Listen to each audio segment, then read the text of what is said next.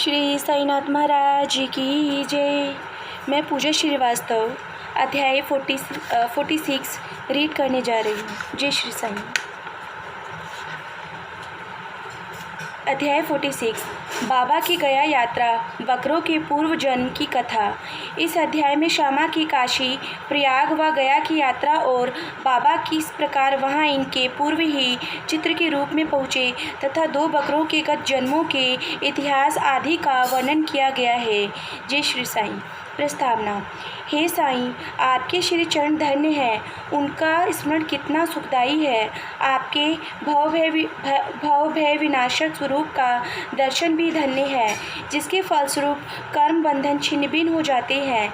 यद्यपि अब हमें आपके सगुण स्वरूप का दर्शन नहीं हो सकता, फिर भी यदि भक्तगण आपके श्री चरणों में श्रद्धा रखें तो आप उन्हें प्रत्यक्ष अनुभव दे दिया करते हैं।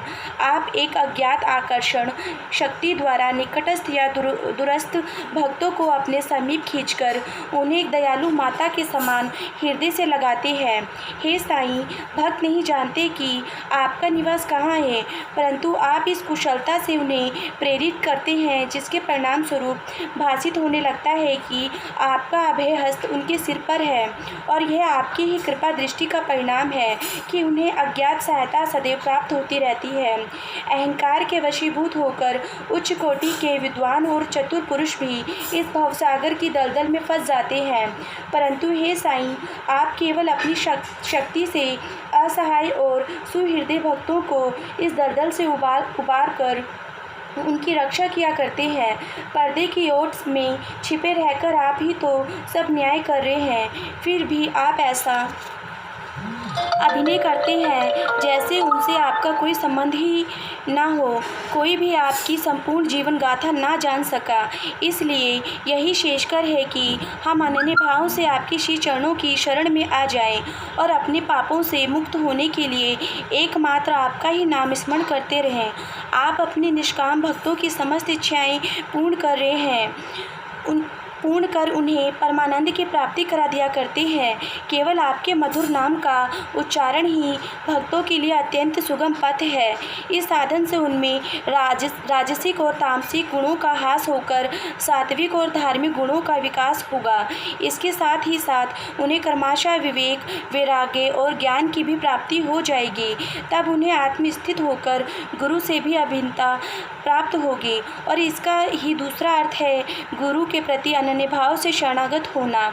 इसका निश्चित प्रमाण केवल यही है कि तब हमारा मन स्थिर और शांत हो जाता है।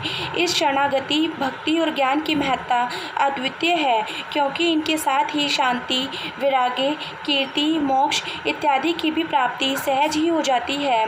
यदि बाबा अपने भक्तों पर अनुग्रह करते हैं तो वे सदैव ही उनके समीप रहते हैं, चाहे भक्त कहीं भी क्यों न चला जाए, परंतु वे तो किसी न किसी रूप में पहले ही वहां पहुंच जाते हैं। यह निम्नलिखित कथा से स्पष्ट है। जय श्री साईं।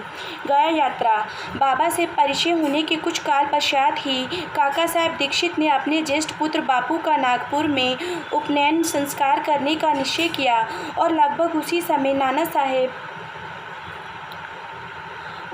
नाना साहेब चंदोरकर ने भी अपने ज्येष्ठ पुत्र की ग्वालियर में शादी करने का कार्यक्रम बनाया। दीक्षित और चांदोरकर दोनों ही शिरडी आए और प्रेम पूर्वक उन्होंने बाबा को निमंत्रण दिया। तब उन्होंने अपने प्रतिनिधि श्यामा को ले जाने को कहा, परंतु जब उन्होंने स्वयं पधारने के लिए उनसे आग्रह किया तो उन्होंने उत्तर दिया कि बनारस और प्रयाग निकल जाने के पश्चात मैं श्यामा से पहले ही पहुंच जाऊंगा।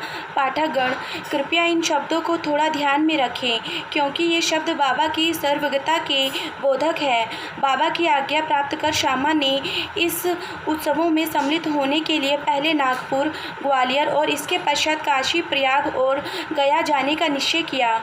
अप्पा कोते भी श्यामा के साथ जाने को तैयार हो गए। प्रथम तो वे दोनों उपनयन संस्कार में सम्मिलित होने नागपुर पहुंचे। वहां काका साहब दीक्षित ने श्यामा को 200 रुपये खर्च के निमित्त दिए। वहां से वे लोग विवाह में सम्मिलित होने ग्वालियर गए। वहां नाना साहब चंदोरकर ने 100 रुपये और उनके संबंधी श्री जठार ने भी 100 रुपये श्यामा को भेंट किए। फिर श्यामा काशी पहुँचे, जहाँ जठार ने लक्ष्मी नारायण जी के भव्य मंदिर में उनका उत्तम स्वागत किया। अयोध्या में जठार के व्यवस्थापक ने भी श्यामा का अच्छा स्वागत किया। श्यामा और कोते अयोध्या में 21 दिन तथा काशी बनारस में 2 मास ठहरकर फिर गया को रवाना हो गए। गया में फ्लैग फैलने का समाचार रेलगाड़ी में सुनकर इन लोगों को थोड़ी चिंता सी होने लगी। फिर भी रात्रि को वे गया स्टेशन पर उतरे और एक धर्मशाला में जाकर ठहरे।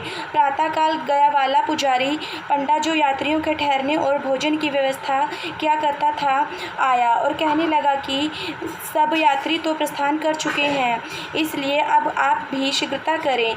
श्यामा ने सहज ही उससे पूछा कि क्या गया में फ्लैग फैला है? तब पुजारी ने कहा कि नहीं, आप निर्विघ्न मेरे यहाँ पधारकर वस्तु स्थिति का स्वयं अवलोकन कर लें। तब वे उसके साथ उसके मकान पर पहुँचे। उसका मकान क्या, एक विशाल भवन था जिसमें पर्याप्त यात्री विश्राम पा सकते थे। श्यामा को भी उसी स्थान पर ठहराया गया जो उन्हें अत्यंत प्रिय लगा। बाबा का एक बड़ा चित्र, जो कि मकान के अग्रिम भाग के ठीक मध्य में लगा था, देखकर वे अति प्रसन्न हो गए। उनका हृदय भर आया और उन्हें बाबा के शब्दों की स्मृति हो आई कि मैं काशी और प्रयाग निकल जाने के पश्चात श्यामा से आगे ही पहुंच जाऊंगा। श्यामा की आंखों से अश्रुओं की धारा बहने लगी और उनके शरीर में रोमांच हो आया तथा कंठ रूंध गया और रोते रोते उनकी घिंगियां बंध गई।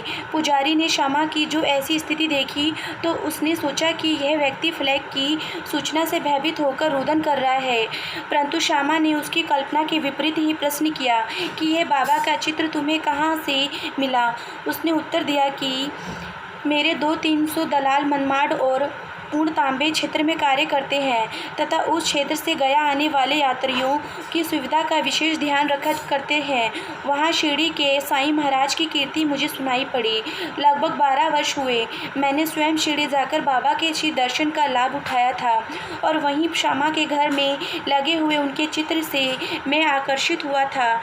तभी बाबा की आज्ञा से श्यामा ने जो चित्र मुझे भेंट किया था, यह वही चित्र है। श्यामा की पूर्व स्मृति जागृत हो आई और जब गया वाले पुजारी को यह ज्ञात हुआ कि यह वही श्यामा है जिन्होंने मुझे चित्र द्वारा अनुग्रहित किया था और आज मेरे यहाँ अतिथि बनकर ठहरे हैं, तो उसके आनंद की सीमा न रही। दोनों बड़े प्रेम पूर्वक मिलकर हर्षित हुए। फिर पुजारी ने श्यामा का बादशाही ढंग से भव्य स्वागत किया। वह एक धनाढ़ व्यक्ति था। स्वयं डोली में और श्यामा को हाथी पर बिठाकर खूब घुमाया तथा हर प्रकार से उनकी सुख सुविधा का ध्यान रखा। इस कथा ने सिद्ध कर दिया कि बाबा के वचन सत्य निकले। उनका अपने भक्तों पर कितना स्नेह था, इसको तो छोड़ो, वे तो सब प्राणियों पर एक सा प्रेम किया करते थे और उन्हें अपना ही स्वरूप समझते थे। यह निम्नलिखित कथा से भी विदित हो जाएगा। जय श्री साईं। 2 बकरे। एक बार जब बाबा लेंडी बाग से लौट रहे थे तो उन्होंने बकरों का एक झुंड आते देखा। उनमें से 2 बकरों ने उन्हें अपनी ओर आकर्षित कर लिया। बाबा ने जाकर प्रेम से उनका शरीर अपने हाथ से थपथपाया और उन्हें 32 रुपये में खरीद लिया। बाबा का यह विचित्र व्यवहार देखकर भक्तों को आश्चर्य हुआ और उन्होंने सोचा कि बाबा तो इस सौदे में ठगे हैं, क्योंकि एक बकरे का मूल्य उस समय 3-4 रुपये से अधिक न था और वे 2 बकरे अधिक से अधिक 8 रुपये में प्राप्त हो सकते थे। उन्होंने बाबा को कोसना प्रारंभ किया, परंतु बाबा शांत बैठे रहे। जब श्यामा और तात्या ने बकरे मोल लेने का कारण पूछा तो उन्होंने उत्तर दिया कि मेरे कोई घर या स्त्री तो है नहीं जिसके लिए मुझे पैसे इकट्ठे करके रखने हैं। फिर उन्होंने 4 सेर दाल बाजार से मंगवाकर उन्हें खिलाई। जब उन्हें खिला पिला चुके तो उन्होंने पुनः उनके मालिक को बकरे लौटा दिए। तत्पश्चात ही उन्होंने उन बकरों के पूर्व जन्मों की कथा इस प्रकार सुनाई।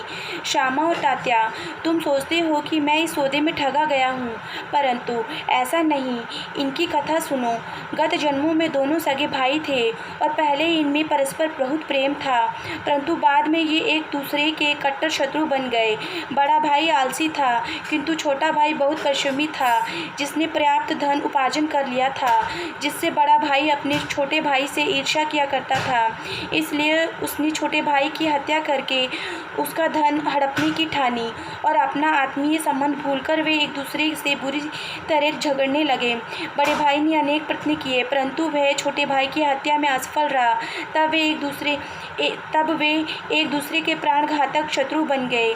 एक दिन बड़े भाई ने छोटे भाई के सिर पर लाठी से प्रहार किया। तब बदले में छोटे भाई ने भी बड़े भाई के सिर कुल्हाड़ी चलाई और परिणाम स्वरूप वहीं दोनों की मृत्यु हो गई। फिर अपने कर्मों के अनुसार ये दोनों बकरे की योनि को प्राप्त हुए। जैसे ही वे मेरे समीप से निकले तो मुझे उनके पूर्व इतिहास का स्मरण हो आया और मुझे दया आ गई। इसलिए मैंने उन्हें कुछ खिलाने पिलाने तथा सुख देने का विचार किया। यही कारण है कि मैंने इनके लिए पैसे खर्च किए, जो तुम्हें महंगे प्रतीत हुए हैं। तुम लोगों को यह लेन देन अच्छा नहीं लगा, इसलिए मैंने उन बकरों को गड़ेरिए को वापस कर दिए। केवल मनुष्य ही नहीं, सभी प्राणियों के लिए बाबा के हृदय में अपार प्रेम था। श्री साईनाथ महाराज की जय। श्री सद्गुरु साईनाथ अर्पणमस्तु। शुभम भवतु। जय श्री साई।